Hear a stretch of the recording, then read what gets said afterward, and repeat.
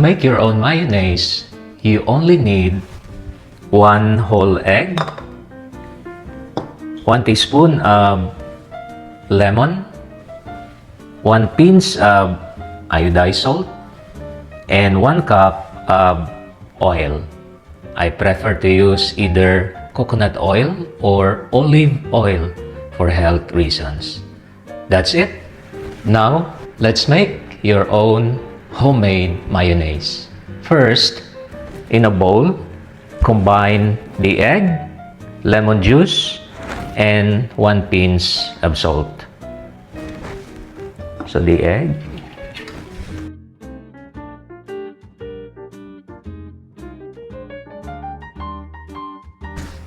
one teaspoon of lemon,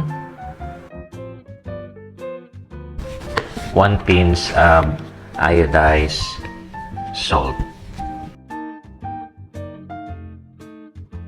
Whisk them together until well blended.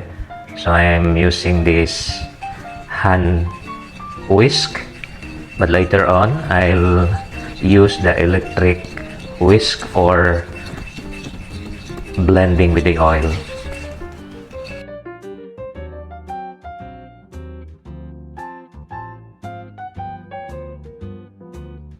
Second, slowly add the oil little by little while continually whisking. I'm going to use this electric mixer.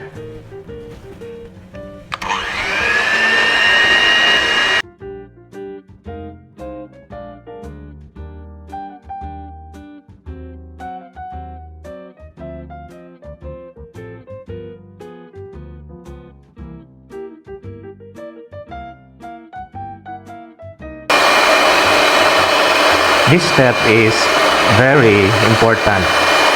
Adding the oil gradually helps the mixture emulsify and become thick and creamy.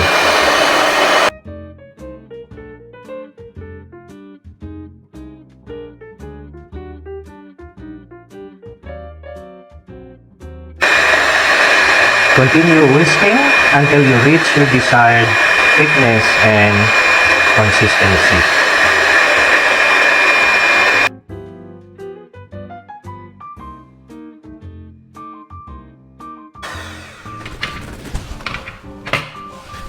Let's see.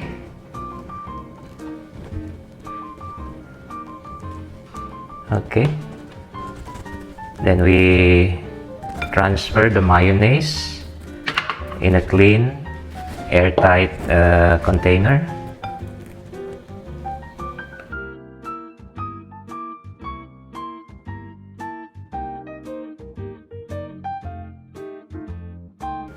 So your homemade mayonnaise is ready. So here are some ideas you can try. Use egg yolk if you want a richer and creamier mayonnaise. Add mustard or powdered garlic for extra flavor. Add a little sugar or honey if you prefer a slightly sweet taste. That's it. Thank you very much and God bless.